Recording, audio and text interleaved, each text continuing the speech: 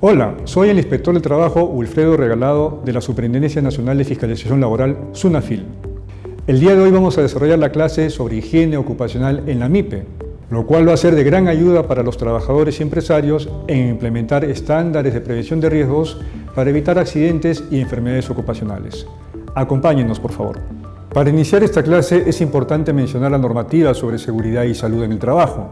Tenemos en primer lugar la Ley 29783, Ley de Seguridad y Salud en Trabajo, su respectivo reglamento y las normas que la complementan.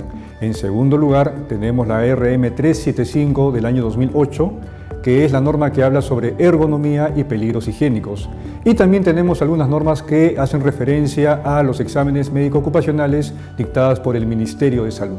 En las actividades de trabajo estamos expuestos a muchos agentes ambientales, llámese los agentes físicos, los químicos, los biológicos, los de riesgo disergonómico y los psicosociales.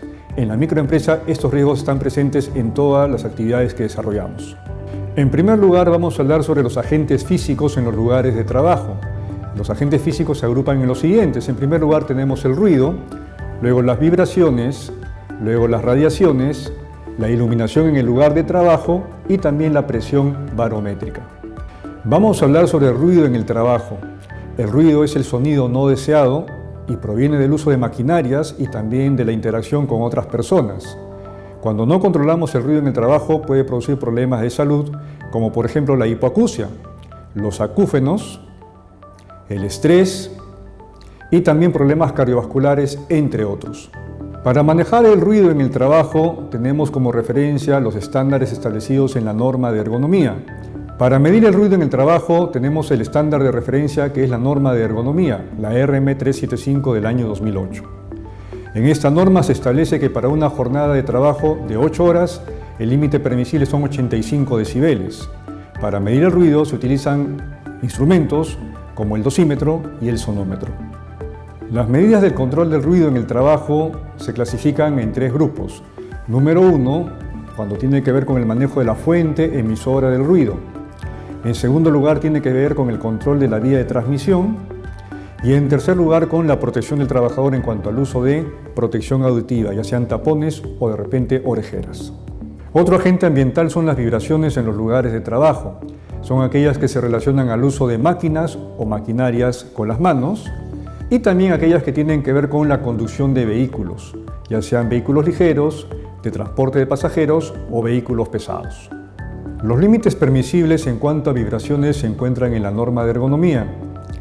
El exceso de vibraciones en el trabajo puede producir alteraciones a nivel del sistema musculoesquelético, a nivel del sistema mano-brazo, por ejemplo, también a nivel del sistema circulatorio y también a nivel del sistema nervioso. Tenemos, por ejemplo, una enfermedad clásica en este tipo de exposición que es el síndrome del túnel carpiano, cuando hay dolor a nivel de la muñeca y afecta a los trabajadores que manejan mucho tiempo maquinarias manuales. Las medidas de control en cuanto a vibraciones tienen que ver, por ejemplo, con el mantenimiento de la maquinaria.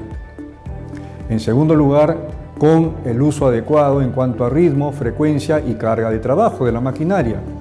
Lo tercero tiene que ver con la vigilancia de la salud de los trabajadores para identificar cuando hay un daño a la salud, y en algunos casos, cuando hay vibración asociada a frío, podemos utilizar protección de las manos, pero solamente para que se elimine la sobreexposición a frío asociado a vibraciones.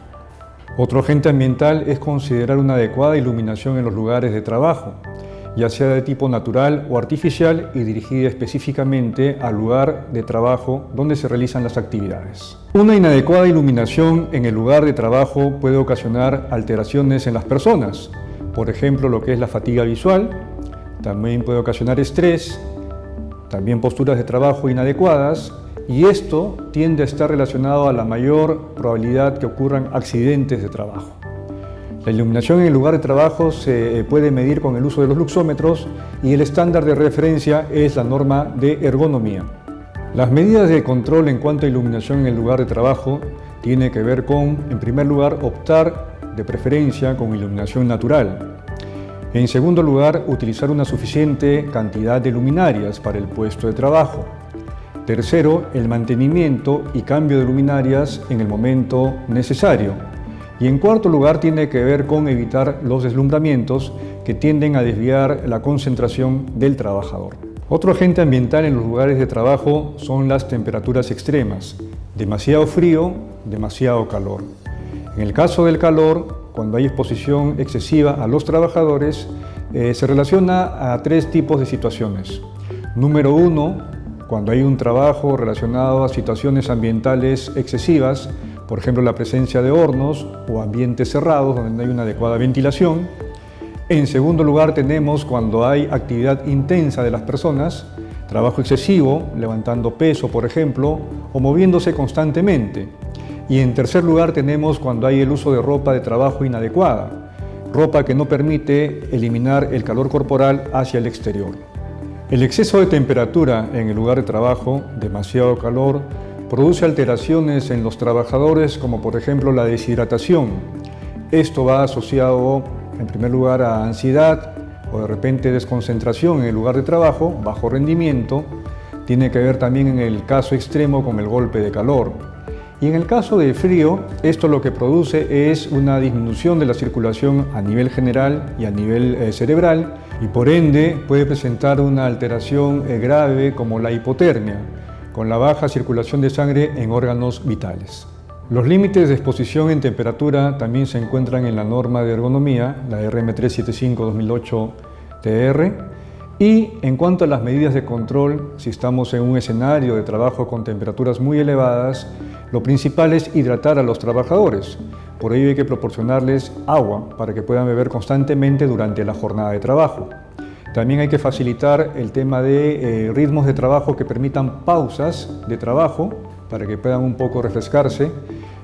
De preferencia, trabajar bajo sombra o bajo techo. En el caso de frío, lo recomendable es medir la temperatura constantemente en una zona de trabajo con exposición a frío y dotar a los trabajadores de ropa de trabajo que permita mantener el calor o también trabajar en lugares que permitan el aislamiento del entorno frío. Otro agente ambiental un poco desconocido pero presente también en los lugares de trabajo son las radiaciones. Tenemos de dos tipos. En primer lugar, las radiaciones ionizantes, que son aquellas que tienden a alterar la estructura del átomo, y en segundo lugar las radiaciones no ionizantes. Tiene mucho que ver con el espectro electromagnético, por ejemplo el uso de computadoras, celulares y también el trabajo con carga solar. Con las radiaciones en los lugares de trabajo hay que tener mucho cuidado. Hay que saber identificar la fuente de radiación. En el sector salud se utilizan máquinas que tienen que ver con ayuda diagnóstica y ellos están expuestos a radiaciones ionizantes, aquellas que alteran la estructura del átomo. En el entorno de la microempresa, generalmente, la exposición tiene que ver con el uso de maquinaria de hardware y software informático. Y esto tiende un poco a exponer a los trabajadores a radiaciones no ionizantes. Estas radiaciones no ionizantes tienden a generar algún tipo de trastorno o alteración a nivel del aparato visual a largo plazo y también alteraciones a nivel de la piel. Es bueno tener en cuenta que este agente ambiental existe para poder ver cómo nos vamos un poco a proteger de su exposición. Las medidas de control en cuanto a radiaciones dependen en que si estas son ionizantes o no ionizantes. En el caso de las radiaciones ionizantes, el tema es bastante complejo porque tiene que ver ya con protección del trabajador expuesto, con un traje especial. En segundo lugar, la propia protección del ambiente donde se utiliza la radiación, tratamiento de paredes, etc. Y con la existencia de procedimientos de trabajo con protección a radiaciones. En el caso de las radiaciones no ionizantes, lo más importante es capacitar al trabajador para que pueda entender que este riesgo existe y adoptar las medidas de control con la vigilancia de salud necesaria. Hay que tomar en cuenta también que el sol es una fuente de radiación y en ese contexto en nuestro país tenemos la Ley 30102, que es la ley que dispone medidas preventivas contra los efectos nocivos para la salud de los trabajadores por exposición prolongada a la radiación solar. Las medidas que se recomiendan van desde el uso de adecuados equipos de protección personal, con bloqueadores solares para untar sobre la piel, el uso de ropa de trabajo que pueda proteger algo contra la radiación y el trabajo en lugares con menor exposición a carga solar. En los lugares de trabajo también tenemos que garantizar una adecuada ventilación. En ese contexto, la ventilación es muy importante porque tiene que ver con el suministro de oxígeno para los trabajadores. Si trabajamos o tenemos actividades que se desarrollan en espacios cerrados o espacios confinados, antes de ingresar hay que cerciorarnos que ese lugar esté correctamente ventilado o, en su defecto, acceder con los equipos de protección y suministros necesarios para evitar alteraciones en la salud. Estas pueden ser, por ejemplo, en el caso de falta de oxígeno, la asfixia, y de existir una atmósfera enrarecida con gases tóxicos o venenosos, estos pueden ocasionar la muerte del trabajador. Considerar también que en cuanto a la ventilación en los lugares de trabajo, tiene que haber una ruta de entrada, generalmente en partes medias o bajas, y una ruta de salida del aire, generalmente en partes altas o en lo que es el techo, ¿no? Esto va a garantizar que pueda naturalmente el aire circular, puesto que el aire frío tiende a quedarse en la parte baja de las estructuras y el aire caliente tiende a movilizarse y desplazarse hacia la parte superior, por donde en este caso se va a lograr el recambio del aire y por ende una mejor ventilación del lugar de trabajo. Otro grupo de agentes ambientales en los lugares de trabajo son los agentes químicos. Los agentes químicos son miles y lo más importante es conocer con qué sustancia trabajamos para poder, en este caso, administrar los riesgos. Los agentes químicos pueden ingresar al organismo a través de las siguientes vías de ingreso. En primer lugar, la vía respiratoria, que es cuando se inhala el agente químico. En segundo lugar, la vía digestiva, generalmente cuando un alimento está impregnado del agente químico y lo ingerimos. En tercer lugar, la vía parenteral, cuando por alguna situación el agente químico está ligado a algún proceso que tiene que ver con alguna herida en el trabajador. Y en cuarto lugar, la vía cutánea, que es cuando el agente químico está sobre la piel y la piel absorbe el agente químico. Las consecuencias son variables. El nivel o grado de daño a la salud que genera la exposición a una sustancia química será determinado por las siguientes variables. La concentración del agente químico en primer lugar, en segundo lugar la vía de ingreso, en tercer lugar el tiempo de exposición, cuarto la sensibilidad del trabajador y en quinto lugar la naturaleza del contaminante. En conjunto, estas variables van a determinar el nivel de daño del trabajador expuesto. La exposición a agentes químicos es variable. Hay agentes químicos que tienen consecuencias de envenenamiento en los trabajadores. Hay otros que tienen consecuencias asfixiantes.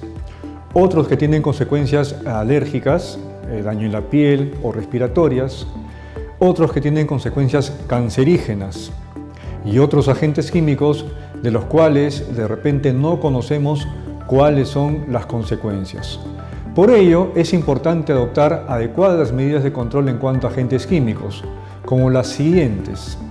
En primer lugar, una ventilación adecuada del ambiente de trabajo. También otra estrategia es la señalización del tipo de riesgo, desde el lugar de trabajo hasta el propio frasco o continente del agente químico. La capacitación al personal en el uso y almacenamiento de las sustancias químicas. Instalar equipos de extracción de gases de ser necesario, sobre todo en espacios cerrados. Realizar limpieza continua del lugar de trabajo y de las áreas y superficies en el lugar de trabajo. Realizar un monitoreo de gases y de agentes químicos particulados cuando sea necesario. Y algo que se considera importante en el manejo de agentes químicos es el uso de equipos de protección personal, desde la ropa de trabajo, los respiradores, la protección visual, entre otros equipos. Otro agente ambiental que hay que considerar con mucha importancia son los agentes biológicos en los lugares de trabajo. Los agentes biológicos son microorganismos de naturaleza patógena que pueden infectar a los trabajadores y cuya fuente de origen la constituye el hombre, los animales, la materia orgánica a la que tiene contacto el trabajador y también el ambiente de trabajo. Entre los agentes biológicos tenemos a los virus, las bacterias, los hongos, los parásitos. El daño a la salud de los agentes biológicos depende del tipo de agente biológico y también de la vía de ingreso o de la susceptibilidad del huésped, en este caso del trabajador. Hay agentes biológicos que pueden ocasionar daño a nivel pulmonar, como la tuberculosis y el coronavirus. Hay otros agentes biológicos que tienden a generar daño a nivel de la piel, como los hongos y ciertas bacterias. Hay agentes biológicos que tienden a generar daño a nivel digestivo y otros a nivel neurológico, y depende la propia forma de supervivencia y contagio de estos agentes biológicos. En cuanto a medidas de control para los agentes biológicos en los lugares de trabajo, podemos considerar las siguientes. En primer lugar, implementar protección colectiva como cortinas o barreras para evitar la diseminación del agente biológico. En segundo lugar, señalizar el tipo de riesgo. En tercer lugar, capacitar al personal sobre higiene laboral. En cuarto lugar, diseñar un plan de contingencia o protocolos de respuesta contra los contaminantes biológicos. En quinto lugar, implementar un programa de vacunaciones. Sexto, el uso de equipos de protección personal es algo que tiene que ver mucho con el tipo de agente biológico y para proteger sobre todo la vía de ingreso. Séptimo, realizar simulacros de emergencia. Esto es para lugares donde se trabaja con agentes biológicos de alta peligrosidad, como laboratorios. Y en octavo lugar, el uso adecuado de los estándares sobre disposición de residuos sólidos y efluentes. Es importante considerar que para el manejo de agentes biológicos en los lugares de trabajo tenemos que realizar una correcta vigilancia de la salud. La vigilancia de la salud aplica estrategias como lo que son el uso de la ficha sintomatológica ante algún agente biológico, el caso de toma de temperatura y control de funciones vitales, lo que ahora en COVID-19 se está utilizando bastante. Luego está el seguimiento de casos sospechosos. Y en cuarto lugar, identificar los grupos de riesgo de acuerdo a los estándares para cada agente biológico establecido. El control de los agentes biológicos en los lugares de trabajo se realiza con tres grandes estrategias. La primera tiene que ver con el manejo de la fuente emisora del virus, bacteria o del agente biológico identificado. En segundo lugar, el manejo de la vía de transmisión, es decir, las superficies o de repente por ahí la forma como se transmite este agente biológico. Y en tercer lugar, el manejo del receptor o la protección del receptor mediante equipos de protección personal. Y en estos tres grandes grupos podemos desarrollar diferentes actividades y acciones, como por ejemplo lo que se da en COVID-19, que es el lavado de manos, también el uso de los respiradores, el distanciamiento social, lo que es la desinfección de manos con el alcohol en gel, la capacitación del trabajador y la vigilancia de la salud. En cuanto a la fiscalización del cumplimiento, SUNAFIL realiza la verificación que estos estándares de prevención de riesgos se cumplan en las empresas. Para la fiscalización, SUNAFIL cuenta actualmente con la resolución de Superintendencia número 103/2020 SUNAFIL, que aprueba la versión 2 del protocolo número 005/2020 SUNAFIL-INE, denominado Protocolo sobre el ejercicio de la inspección del trabajo dentro del marco de la Declaratoria de Emergencia Sanitaria y Nacional por las graves consecuencias que afectan las actividades laborales y económicas a consecuencia del coronavirus COVID-19 en el territorio nacional. Conforme al reglamento de infracciones que aplica el Sistema de Inspección del Trabajo, SUNAFIL puede aplicar las siguientes infracciones. Una de las infracciones tipificadas en el numeral 27.3 tiene que ver con no llevar a cabo las evaluaciones de riesgos para los trabajadores. Otra infracción, tipificada en el numeral 27.9, tiene mucho que ver con la no implementación de los estándares de prevención de riesgos en higiene ocupacional para los trabajadores. Y una infracción muy importante que hay que considerar es aquella que está tipificada con el numeral 28.1 en cuanto a la protección de la gestante y periodos de lactancia y también de los trabajadores en situación de discapacidad. Esperamos que esta clase sea de gran ayuda para los trabajadores que nos han escuchado y también los empresarios, y los invitamos a futuras capacitaciones con SUNAFIL. Hasta otra oportunidad.